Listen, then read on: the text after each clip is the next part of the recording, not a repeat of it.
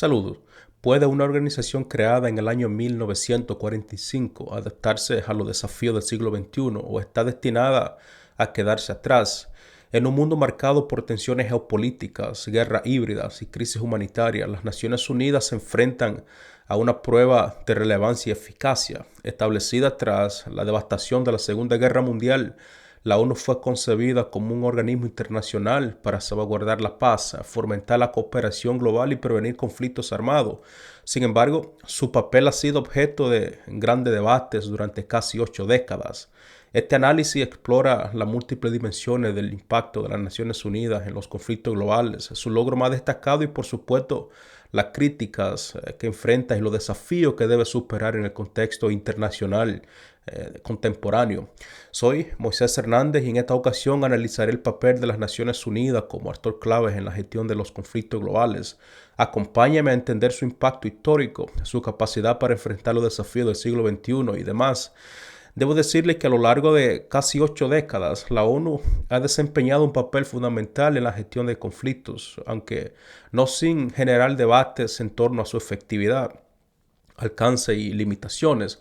Este análisis aborda en gran medida la profundidad de múltiples dimensiones del papel de las Naciones Unidas en los conflictos globales, su logro más destacado, las críticas que enfrenta y los desafíos que debe superar en el sistema internacional contemporáneo si quiere permanecer como una identidad con relevancia en el contexto de un mundo multipolar.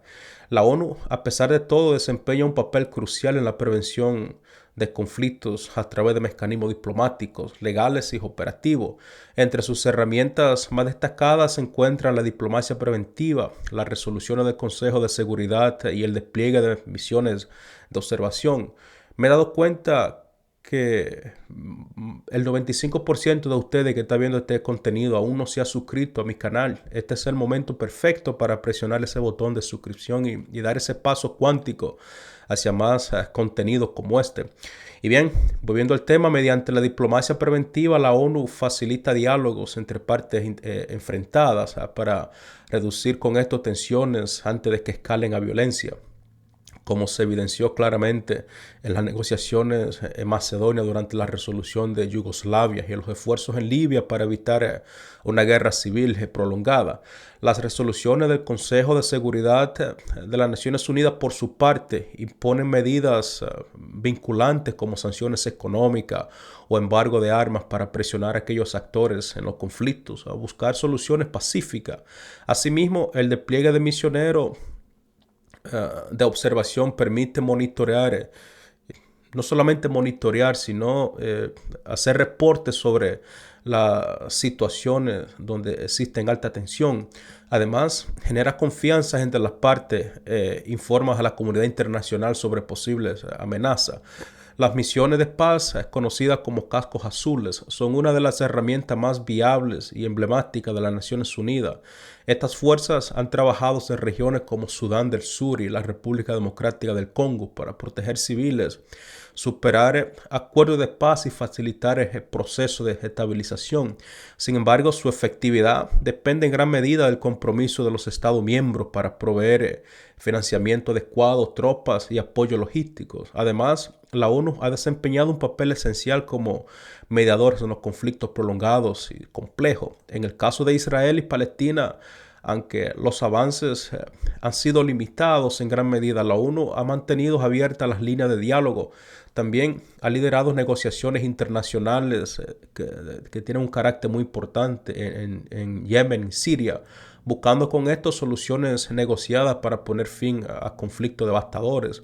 En los países emergentes, especialmente aquellos países que emergen de conflictos, la ONU lidera esfuerzos para reconstruir instituciones gubernamentales, fortalecer el Estado de Derecho y promover la democracia. Como ocurrió específicamente en Timor Oriental y Kosovo, donde en aquel entonces sus operaciones fueron cruciales para garantizar la transición hacia la estabilidad política y social.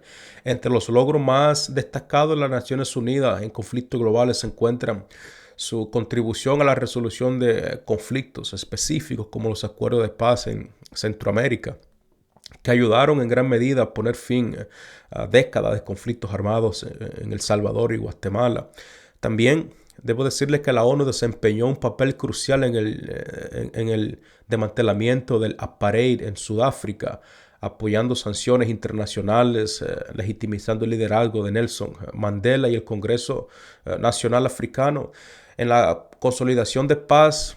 Misiones como la de Camboya y Mozambique destacan por su éxito en estabilizar países después de conflictos civiles mediante la supervisión de procesos electorales. Además también la desvinculación de combatientes y la formación de instituciones democráticas que puedan gobernar el país. Aunque volviendo otra vez a tocar el caso de la ONU, en el caso de Israel y Palestina, la ONU, nosotros tenemos evidencia que ha tratado de hacer algunas cosas importantes para buscar la paz en aquella región, pero como todos sabemos, los Estados Unidos y su poder de veto ha permitido que la ONU prácticamente sea inútil en ese contexto, porque cualquier resolución que la ONU apruebe, los Estados Unidos simplemente pues no permiten que pase y se convierta en una resolución definitiva. Además, volviendo a la ONU, debo decirles que ha liderado tratados internacionales muy importantes como el Tratado de No Proliferación Nuclear y el Tratado sobre el Comercio de Armas, que buscan reducir la proliferación de armas y el riesgo de conflictos globales. Sin embargo, la ONU enfrenta limitaciones y críticas significativas. El sistema de veto que mencioné anteriormente, especialmente de los Estados Unidos, pero en general de los 5 países miembros permanentes del Consejo de Seguridad de la ONU, en los cuales tenemos a Estados Unidos, Rusia, China, Francia y el Reino Unido, a menudo paraliza su capacidad de acción en conflictos donde estos actores tienen intereses contrapuestos. Un ejemplo claro es en el caso de Israel y Palestina. Además, también otro ejemplo es la guerra en Siria y la masacre que, como todos hemos visto, que ha ocurrido en Medio Oriente. Entonces, debo decirles que por su parte Estados Unidos siempre ha protegido a Israel en el Consejo de Seguridad de las Naciones Unidas. La falta de un ejército propio también limita su capacidad coercitiva, ya que depende de la voluntad de los Estados miembros para implementar sus resoluciones, lo que ha afectado significativamente su eficacia en conflictos críticos como lo de Yemen y Sudán. Casos como el genocidio en Ruanda y las masacres en Srebrenica en Bosnia expusieron fallos graves sistemáticos en su capacidad para prevenir tragedias humanitarias.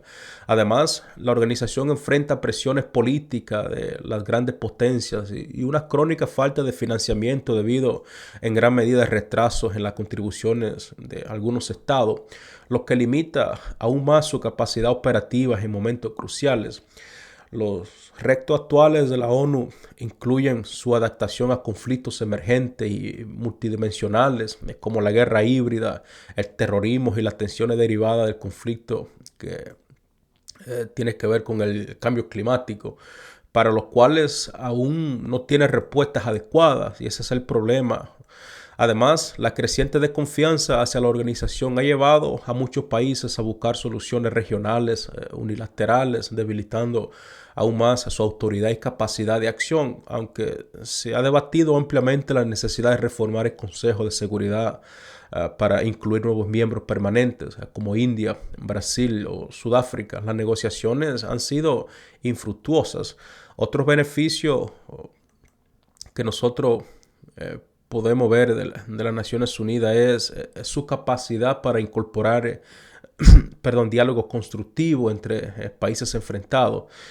Y bien, volviendo a los desafíos, otro de los desafíos incluye, por supuesto, el impacto del cambio climático que mencioné anteriormente, que genera tensiones como la escasez de recursos y migraciones masivas.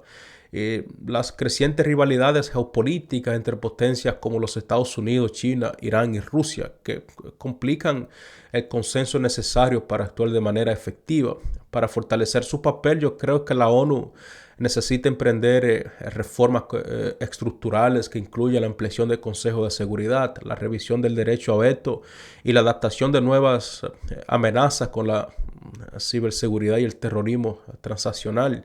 Es fundamental, por lo tanto, fortalecer las operaciones de paz mediante financiamiento sostenible, una mejor capacitación de tropa y, por supuesto, respuestas más ágiles frente a crisis. Además, la ONU debe fomentar una cooperación más estrecha con organizaciones regionales como la Unión Africana, la Asociación de Naciones del Sudeste Asiático, los BRICS y la Unión Europea, coordinando esfuerzos para resolver conflictos globales antes de que esto se convierta en desastre. En conclusión, yo considero que la ONU, a pesar de todo, sigue siendo un pilar fundamental para la paz y la cooperación global, aunque enfrenta limitaciones, como todos sabemos, especialmente limitaciones estructurales y políticas que condicionan a su eficacia. Su capacidad para adaptarse a los restos del siglo XXI determinará su relevancia en el mundo cada vez más interconectado y complejo. A pesar de sus fallos, la organización sigue siendo una herramienta impensable para enfrentar los conflictos globales y promover un orden internacional más pacífico y justo. Bien, con esto llegamos a la parte final de nuestro programa de hoy. Como siempre, agradezco su tiempo y atención. Si estás interesado en acceder a más contenido exclusivo, recuerda que puedes hacerlo a través de la membresía de nuestro canal. Esta membresía te ofrece acceso a material adicional que complementan y profundizas en los temas que tratamos en cada programa, brindándote un valor aún mucho mayor en tu experiencia. No olvides suscribirte, darle like al video y compartir con tus amigos. Además, deja tu mensaje a continuación para poder seguir enriqueciendo esta conversación. Hasta entonces, estaré atento a tus sugerencias y preguntas, que son siempre bienvenidas. Nos vemos en la próxima edición, donde seguiremos analizando los temas más relevantes del momento. Hasta entonces, hasta la próxima. Cuídate y nos vemos.